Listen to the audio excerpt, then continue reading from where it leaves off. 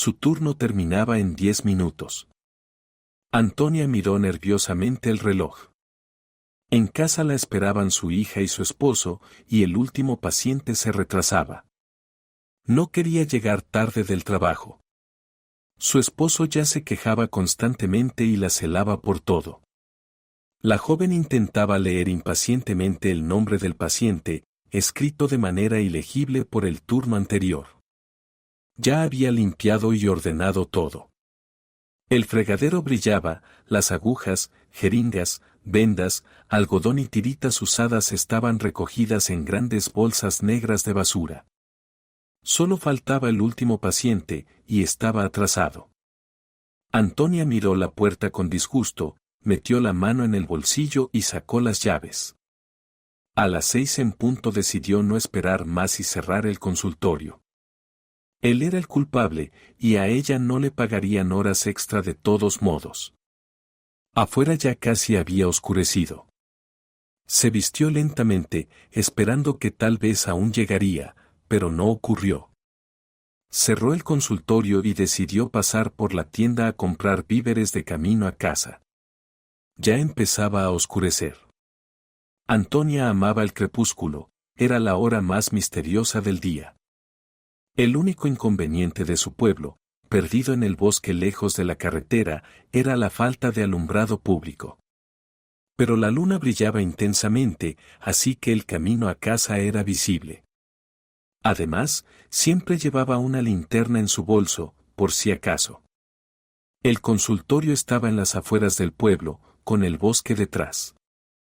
Tenía que caminar casi 1 kilómetro por la calle principal para llegar a casa.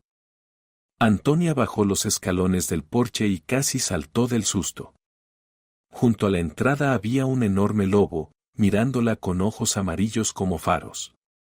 Un escalofrío recorrió su espalda.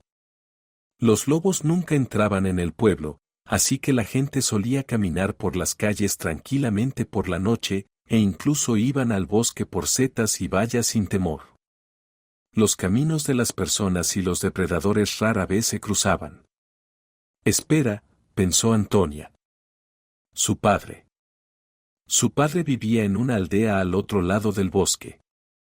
Hace unos años, había encontrado un lobezno herido o enfermo en el bosque. Lo cuidó hasta que se recuperó.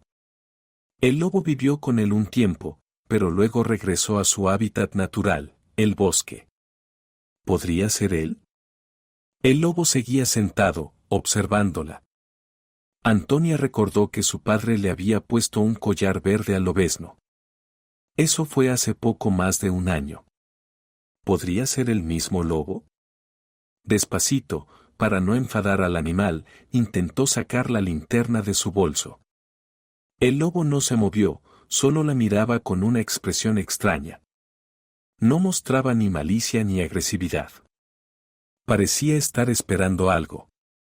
Antonia iluminó al lobo con la linterna y efectivamente llevaba el mismo collar verde. La mujer se tranquilizó un poco. La preocupación por su vida pasó a segundo plano. ¿Por qué estaría allí? Entonces una idea la golpeó. Su padre. Algo le había pasado, y el lobo vino a pedir ayuda, no podía ser de otra manera. Correr a casa y avisar a la familia sería perder tiempo. Regresó al consultorio, agarró el botiquín de primeros auxilios y salió corriendo. El lobo entendió y comenzó a correr delante de ella, mostrando el camino. Aunque solo había un camino, a través del bosque. 2 kilómetros por un sendero pequeño pero bien transitado que conectaba el pueblo con la aldea. Había autobús, pero no pasaba todos los días, y ya era tarde. No había tiempo para buscar un coche. Cada minuto contaba, y el desvío sumaba 50 kilómetros. Aquí serían 30 minutos, y estaría allí. Solo tenía que llegar a tiempo, repetía Antonia en su mente. Mientras corría, recordaba. Su vida pasaba frente a sus ojos. Nació y creció en una buena familia. Amorosa. Sus padres se amaban y la adoraban. Cuando decidió trabajar en el pueblo tras terminar la escuela de medicina, compraron un apartamento grande con sus ahorros de toda la vida, para que ella tuviera su propio hogar. Luego, Antonia llevó a su joven esposo a la casa. Tuvieron una boda alegre. Al principio, todo parecía ir bien, pero luego su madre se enfermó. Su madre falleció justo cuando Antonia tenía 7 meses de embarazo. Fue entonces cuando su padre empezó a beber mucho. Ella nunca lo había visto así. Antes solo bebía en ocasiones especiales, como todos, con moderación. La vida en casa se volvió un verdadero infierno. Al final, cuando nació su hija, Antonia tuvo una gran pelea con su esposo por culpa de su padre. Su esposo gritaba algo como elige, él o yo. Antonia no pudo responder y solo abría la boca en silencio, como un pez. Su padre escuchó todo. A la mañana siguiente, mientras todos dormían, él recogió sus cosas y se fue en silencio al pueblo, a su antigua casa, que para entonces ya estaba bastante deteriorada. Al principio, Antonia no entendía dónde se había ido su padre, pero luego se dio cuenta de que no tenía otro lugar a donde ir, excepto al pueblo. Fue tras él, dejando a su hija de 3 meses con su esposo. Lloró y le suplicó que volviera. Pero su padre no quería perturbar la paz de su familia con su presencia. Dijo que pasaría el invierno en su casa natal, y luego vería qué hacer. Antonia sabía que en verano todo estaba bien allí, pero en invierno todos los vecinos se iban. La carretera se cubría de nieve, y el agua en los pozos solía congelarse. La casa tampoco estaba preparada para el duro invierno. Para mantener el calor, la estufa debía estar encendida casi continuamente, y eso requería mucha leña. ¿Y qué harás con el agua?, insistía su hija. Derretiré nieve, hay mucha, es limpia, estamos lejos de la ciudad, respondió su padre.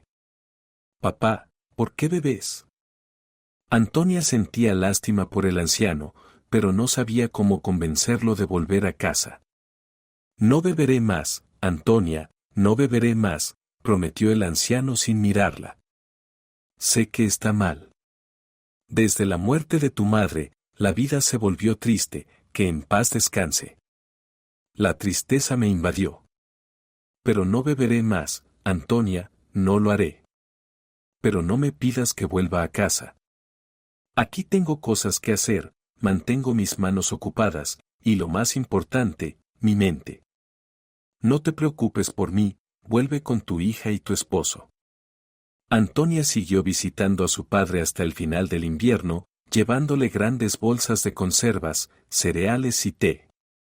Sabía que eso no duraría mucho y esperaba que su padre finalmente decidiera volver al pueblo. Pero él sobrevivió al invierno sin problemas, incluso dejó de beber por completo.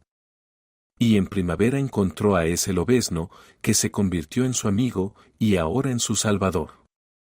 Precisamente por él, volvió a negarse a regresar al pueblo. Dios mío, que llegue a tiempo. En la casa hacía frío, y Antonia no vio a su padre de inmediato. Estaba acostado en un sofá estrecho, cubierto por una pila de mantas y chaquetas viejas. Papá está vivo, gracias a Dios, exclamó Antonia levantando las manos. Se había enfermado un poco, el corazón me está molestando, respondió débilmente el anciano. Sin hacer más preguntas, Antonia sacó de su maletín todo lo necesario, le tomó la presión, el pulso y le administró las inyecciones necesarias. Luego encendió la estufa, hizo té con miel y empezó a preparar un caldo, sospechando que su padre no había comido en varios días. Esto no puede seguir así, me vas a volver loca, me romperás el corazón. Prepárate, mañana te vienes conmigo, vuelves a tu casa, porque es también tu casa, papá. Y tu nieta te está esperando, incluso puedes traer a tu lobo, estoy de acuerdo con todo. Además, es tu salvador. Sabes que él me encontró en el pueblo y me trajo aquí para ayudarte.